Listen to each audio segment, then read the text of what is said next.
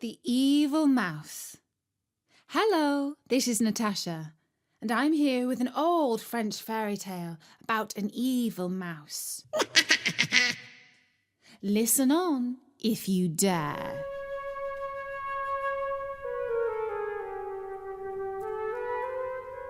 One night, a prince and his hunting party rode through a forest by torchlight. The dogs were on the trail of a fawn. The little creature darted across a stream and hid itself among some bushes. But the pack of hounds did not run her down. Instead, they stopped by the stream and gathered around something else they had unexpectedly discovered. The prince rode up and jumped down onto the ground. He parted his way through the pack, and only now did he see what they had found. A young girl lay by the side of the stream. He knelt down and felt the pulse in her neck. She was alive, just. Her clothes were simple, but when he held her hand in his, he saw that her skin was fine and white, and her nails were carefully manicured. "Lady, wake up! You should not sleep here. There are wild beasts in the forest who may harm you." But she did not wake. The prince called for his men to cut down some branches, to tie them together and to make a stretcher. This they did, and they carried the sleeping maiden back to the castle, where the serving maids laid her in a soft bed. An entire day and night went by before she awoke. When the prince heard the news that she had opened her eyes, he went to her room and knelt down by her side. "Have no fear," he said, "for you are safe here." As she turned her lovely head towards him, her large eyes filled with tears, and she said imploringly, "I am truly afraid, but not for any of the reasons that you might suspect.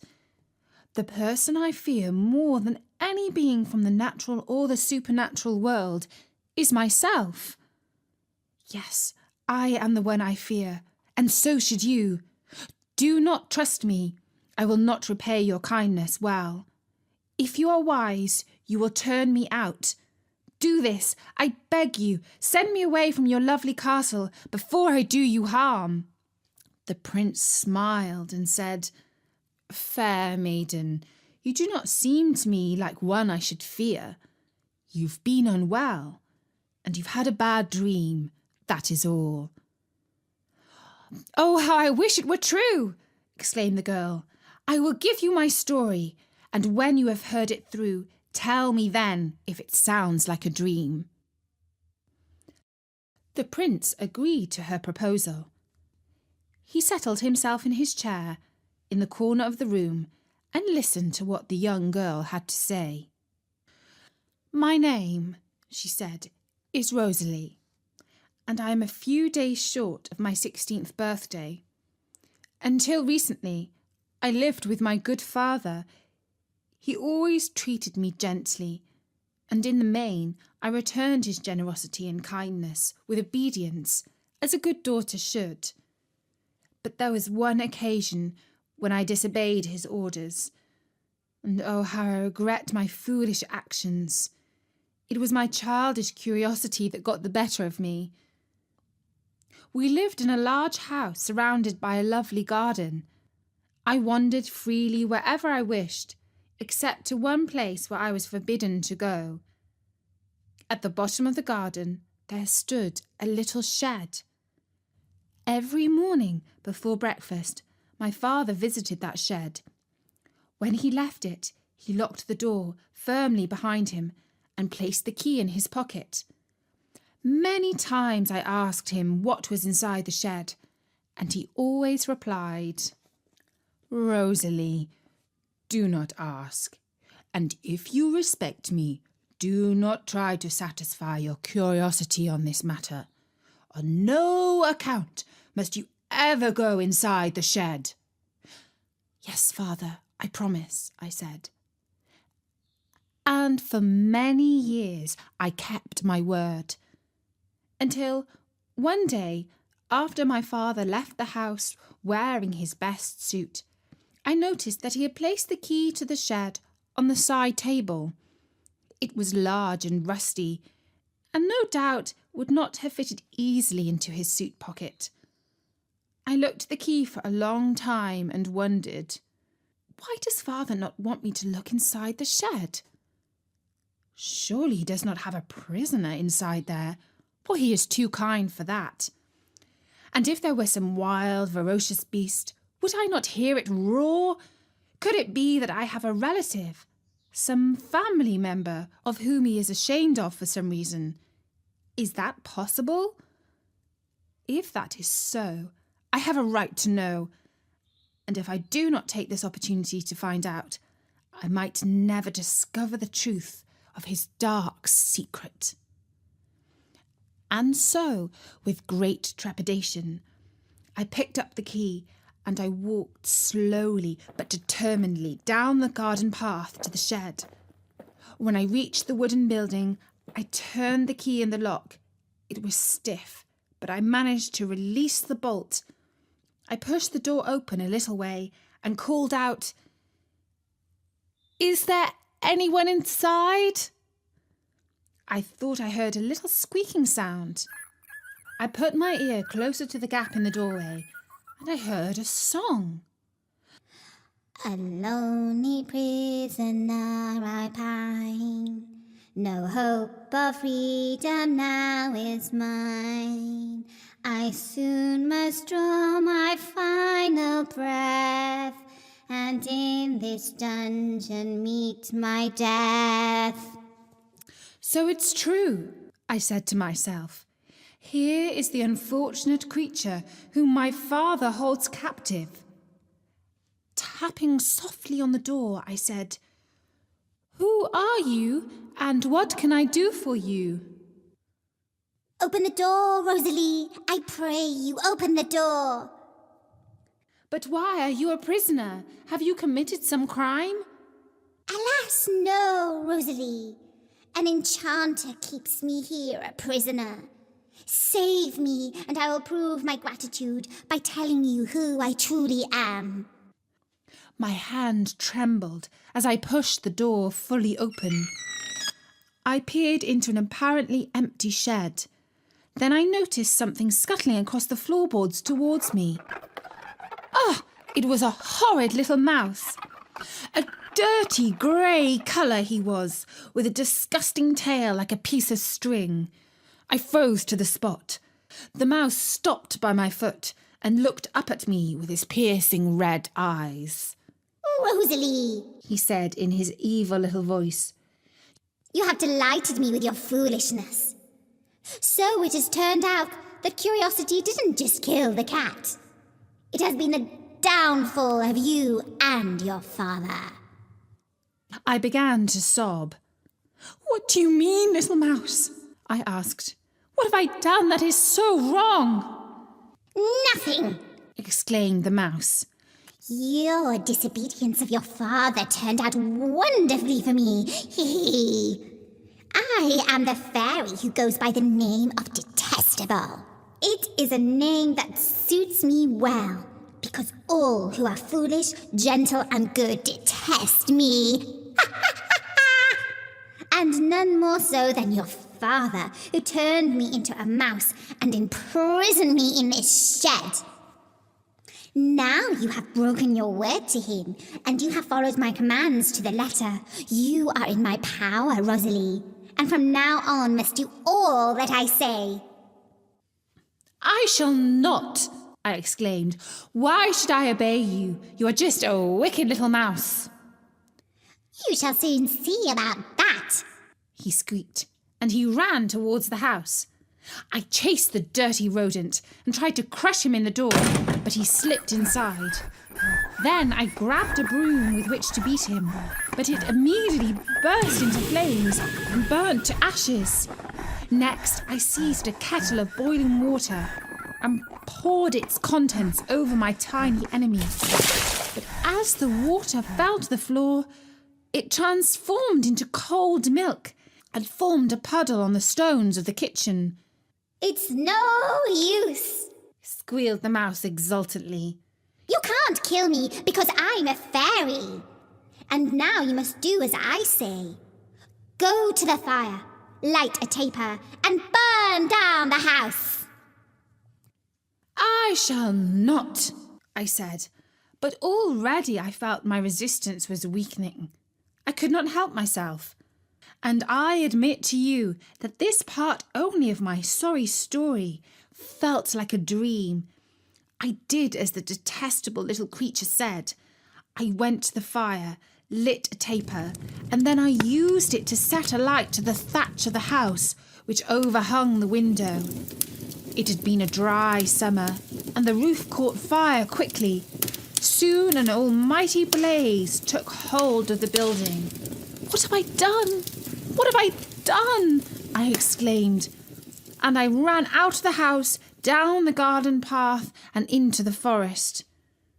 I kept on running through thickets and briars until I came to the stream where you found me.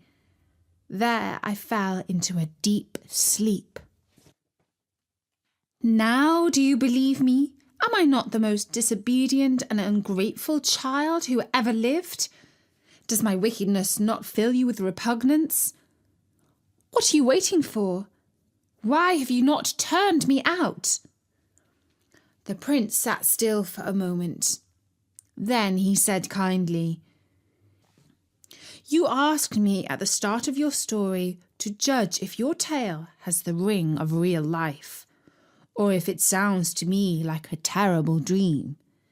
I have listened to all you have said, and while the strength of your feelings and your sincere horror makes every word seem true to yourself, to me, who is not so close to this story, it has the quality of a fairy tale. I have no fear of a fairy disguised as a mouse. Such characters are invented by nurses to scare their children into obedience. It is no doubt something you heard when you were very little, and it has returned to you in your fever as a vivid dream. I am not a doctor, but I prescribe chicken broth and lots of rest. In a few days' time, your strength will be restored, and you will see this story through my eyes for what it is, a bad dream. Rosalie was too weak and weary to argue any more. She was soothed by these kind words of the prince, and comforted by the softness of her pillow and the warmth of her covers. Soon she fell back into a gentle sleep. A few days later, as the prince had predicted, she felt recovered and strong enough to walk around the garden. There she found many pretty flowers and sweet singing birds. Her nerves were soothed, and she felt happier than she could remember. Eventually she came to a tall tree that was wrapped in a cloth. She felt a burning curiosity to see what the tree looked like under its covering. Although she knew she should not do this, for she was a mere guest in the castle, she slipped her fingers between the gaps in the canvas and undid the studs that held it together. Suddenly, there was a clap of thunder, and the cover fell to the ground. Rosalie stood back and stared in amazement. It was a tree of marvellous beauty, with a coral trunk and leaves of emeralds. The fruits were of precious stones of all colours: diamonds, sapphires, pearls, rubies, opals, topazes. While she was still dazzled by the brilliance of what she had discovered, she heard a little voice. It said, Rosalie, listen to me. Go to where the gardener has set up a bonfire to burn the old leaves. Fetch flames from the fire and burn down this tree. Do as I say, Rosalie. Do not resist, for you will only tire yourself out if you fight me. You are in my power. You have no choice. And again, as if in a dream, Rosalie did as the little mouse said and went to fetch the flames.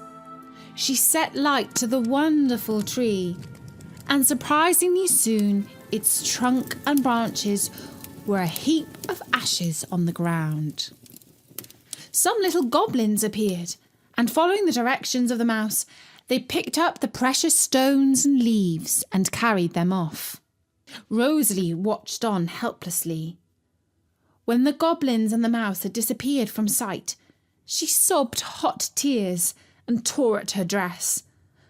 I have betrayed my host who was so kind to me, the charming prince who, if I'd only played my cards right, might have brought me joy and happiness for the rest of my life. Oh, what a fool I am! I should not blame that magical mouse, for he cannot help but being evil. It is I who am my own worst enemy. When she had made this speech to none but herself, she ran out of the garden and into the fields behind the castle. She ran and she ran, this time determined to find a lonely spot where she could fall into one last dreamless sleep. It was not long before the gardener discovered the ashes of the tree. He informed the prince, who immediately understood that Rosalie was the one who had done this terrible deed. A guard had seen the girl running across the fields. The prince ordered the stable boy to fetch his horse and his best hunting hound. A maid brought the pillow on which Rosalie had laid her auburn curls, for it bore her scent. The hound was soon on the trail. They rode across the field and out onto the moor. Some hours later, the prince discovered Rosalie hiding herself behind a boulder. She had stumbled, twisted her ankle, and could run no further. "I am so sorry," she cried out. "I could not help myself." The prince dismounted. "I know," he said. "There's no need to tell me. An evil mouse commanded you to burn down the tree. It was a thing of marvellous beauty, planted by my great-grandfather, who they say had magical powers." "You don't believe me, do you?" said the girl. "But if your grandfather had magical powers, why is it not possible for an evil fairy to take the form of a mouse?" "Because," said the prince, but he did not complete the sentence. Just then he noticed a grey little creature sitting on top of the boulder. The mouse was shaking with laughter. said the mouse. "Now you too are in my power." "Never!" cried the prince. And so saying, he drew the sword that had been made years ago by his grandfather. It was a magical sword that could kill fairies. And with a swipe of its sharp blade, he cut off the head of the evil mouse. And that is the story of the evil mouse, read by me, Natasha, for StoryNori.com. Do I have to tell you that Rosalie married the prince and they lived happily ever after? The only trouble that they received from mice after that was the sort that could be dealt with by the castle cats. Bertie says that he has based the story on The Little Grey Mouse by the Countess of Sigur. She was born in St. Petersburg in Russia in the year 1799.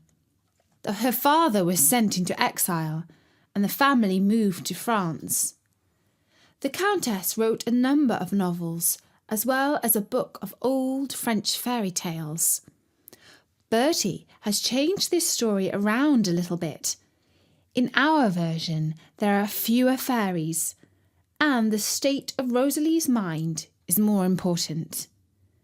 And don't forget, we have loads more free stories from all over the world at StoryNori.com. For now, from me, Natasha, Bye-bye. Bye-bye.